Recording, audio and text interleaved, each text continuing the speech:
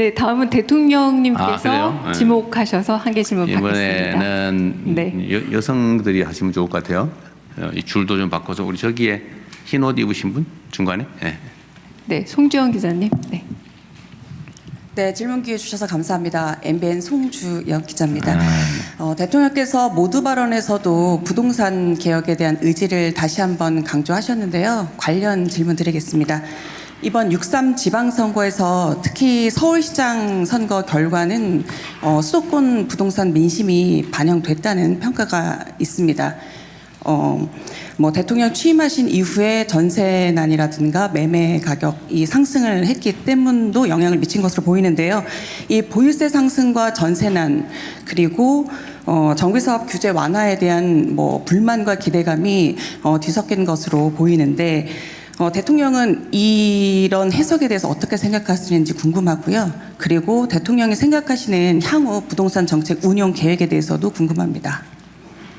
네, 대한민국에서 가장 어려운 문제, 현실적인 문제에 말씀을 해주셨습니다.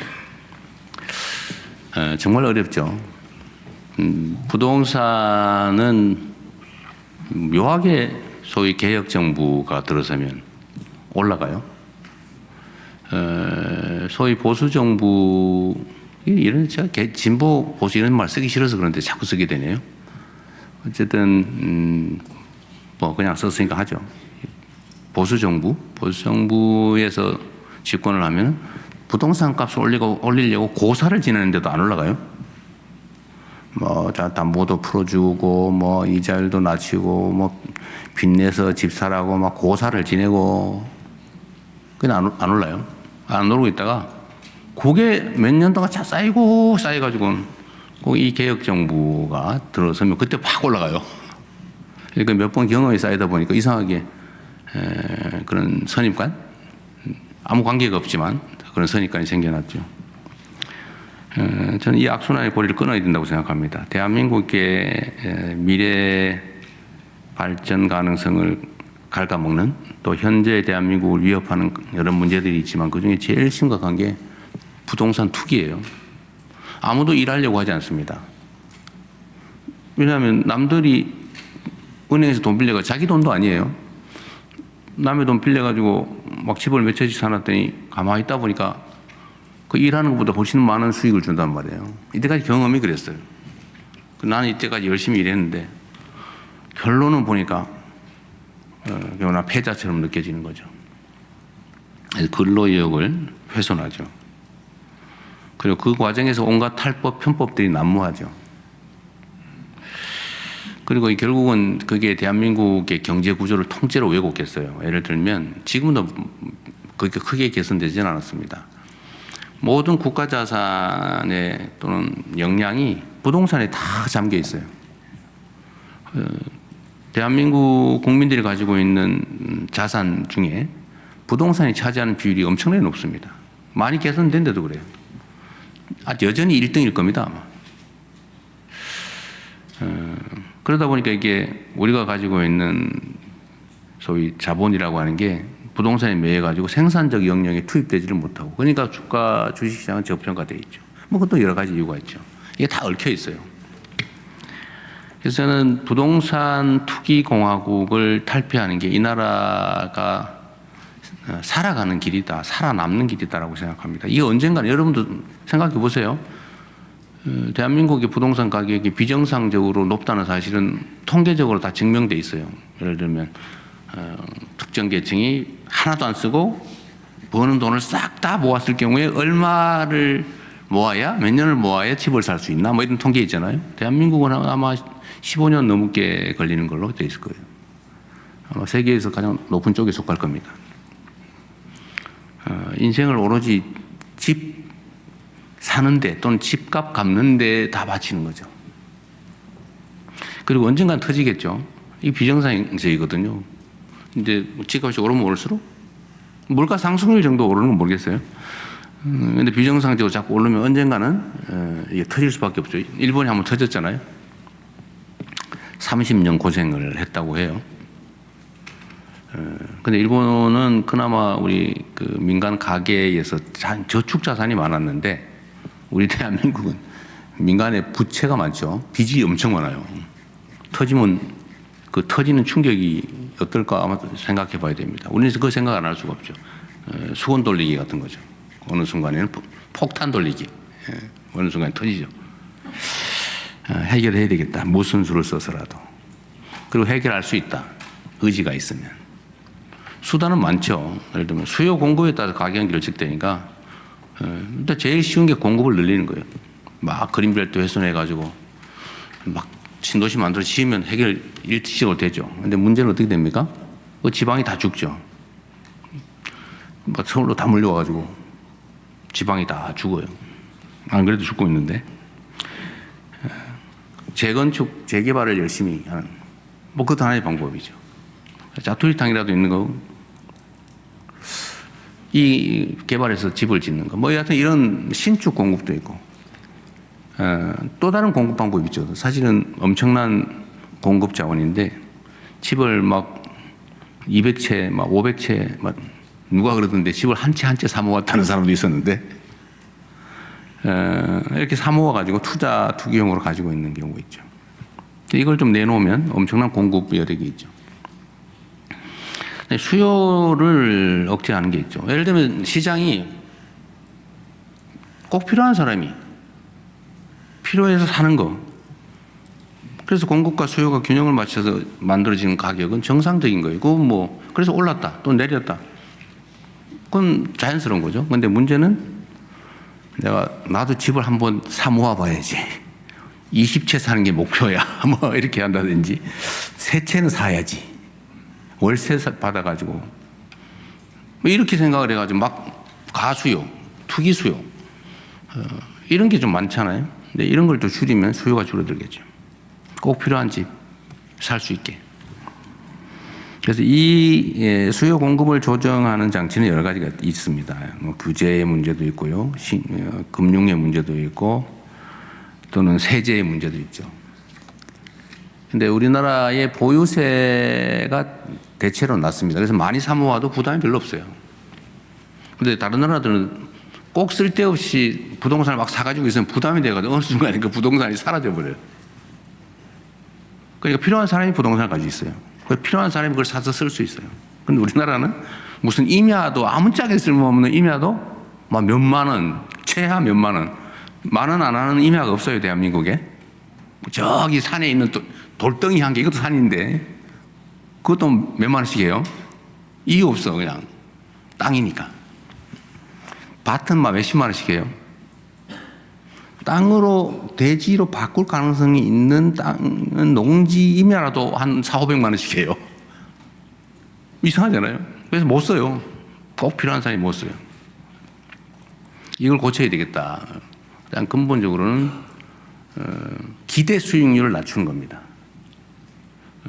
정상적으로 투자를 해가지고 수익이 생기는 건 괜찮은데 투기를 위해서 땅을 사 모아놓으면 돈이 되더라. 수십 년 동안 그러다 보니까 앞으로도 그럴 거라고 믿어지죠. 그걸 해결을 해야 되겠다는 게 제 생각입니다. 답은 다 드렸는데 정리를 하면 필요한 영역에서 신축이든 재건축, 재개발이든 공급을 늘리는데 지금 제가 가급적 남 얘기 나쁘게 안 하려고 하는데 2022, 23, 24년 이 3년 동안에 공급이 확 줄었어요. 뭐 이상하게 재건축, 재개발도 엄청나게 많이 줄어들고 인가도 줄어들고 착공도 줄고 공급량이 확 줄었습니다. 거의 절반 가까이 줄었어요. 이걸 속도를 내서 좀 빨리 해야 되겠다.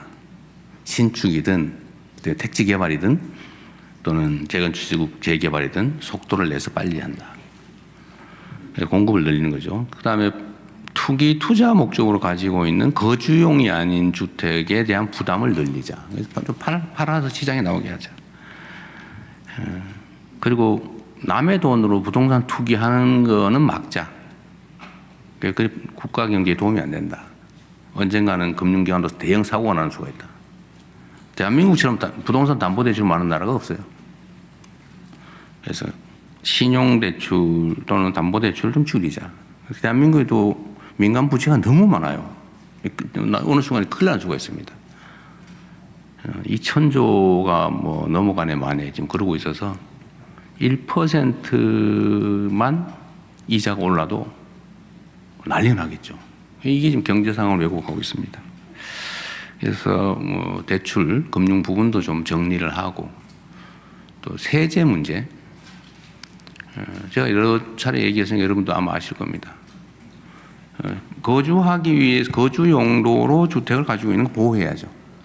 부담이 너무 커지면 안 되니까.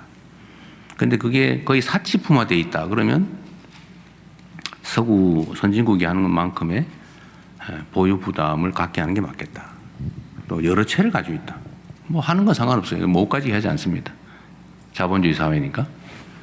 그러나 그 상응하는 부담은 하게 하자. 여러분도 월급 타서 세금 내잖아요. 일정 수준이 넘으면 소득이 한 5%, 8%를 거의 절반에 가까이 내죠.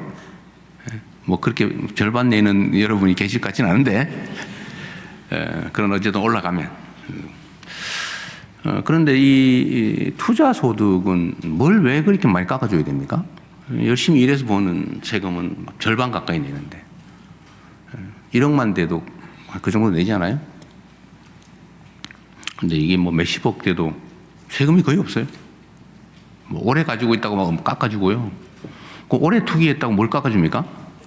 그 투기 권장 사회였던 거죠. 그래서 제가 부동산 정책에는 집 여러 채 가는 사람은 복사하는 사람도 다 빼자 이래가지고 다 빼고 있어요. 정말로 국가 경제와 상식에 따라서 정책 결정을 할 수 있게요. 좀 그렇게 세제, 금융, 규제, 공급 이런 것들을 정리해서 조만간에 정리를 해서 한꺼번에 하려고 합니다. 어차피 세제 문제는 7월 달이 돼야 아마 가능할 거고요. 그건 내년 예산할 때 한꺼번에 해야 될 것 같아서 그때쯤에 정리하고, 공급을 늘리는 정책은 지금 정리는 하고 있는데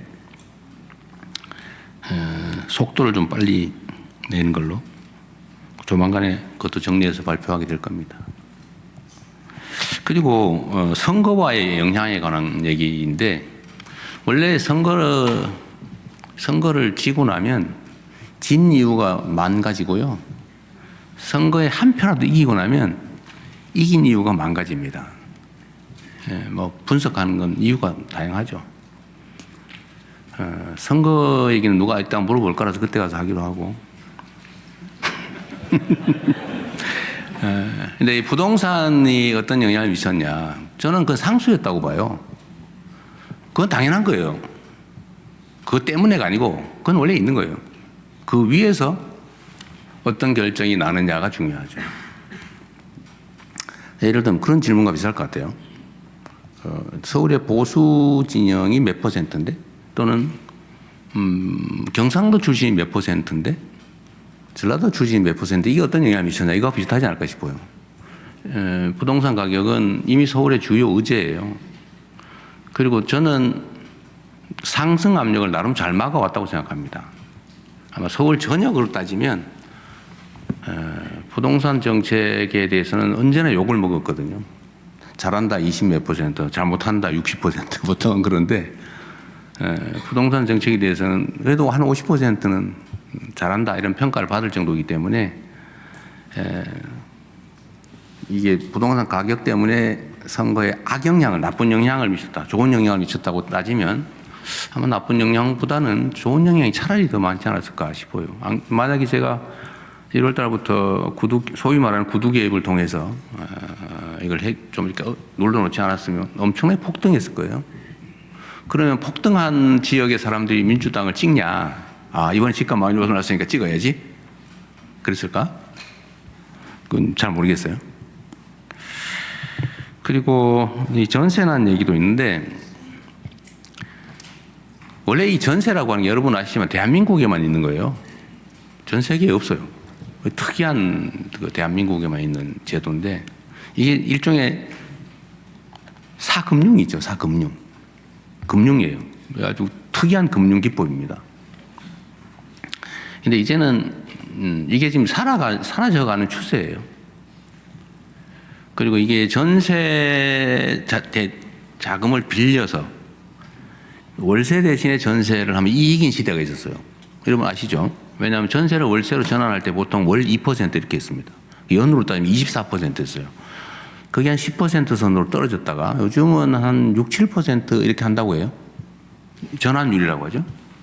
근데 은행의 대출은 한 4% 아니 뭐 특히 특례 대출 받아 3%대 이렇게 되지 않아요?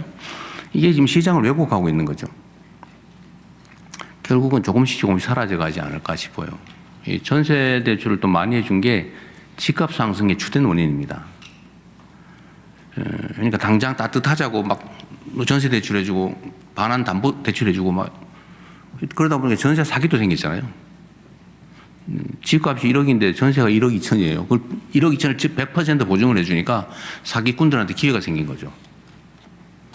1억에 집 사가지고 1억 2천에 담보 제공받아가지고 보증받아가지고 1억 2천 받고는 부탈자가지고 어디 가버리고 이런 거죠.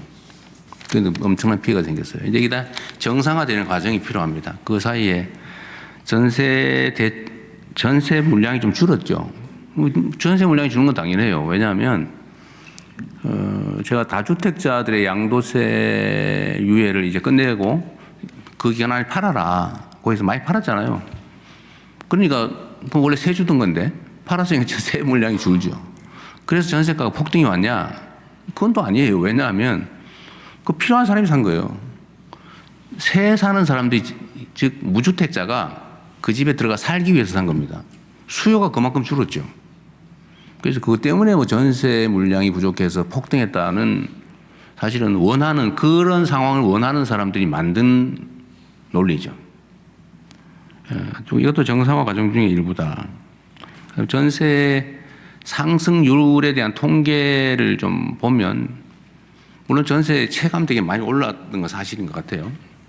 물량이 줄었으니까. 그러나 통계적으로 보면 그렇게 뭐 대폭등을 하거나 그런 건 아닙니다. 뭐 우리 잘했다는 얘기는 아니고요. 정상화 과정이다. 그래서 앞으로 공공공급은 이런 임대를 좀 싸게 좋은 곳에 평범한 중산층 정도 충분히 살 수 있는 좋은 품질의 것으로 지금 공급을 하려고 합니다. 조금씩 해결되지 않을까 싶네요. 주제가 너무 어렵다 보니까 말이 길었습니다.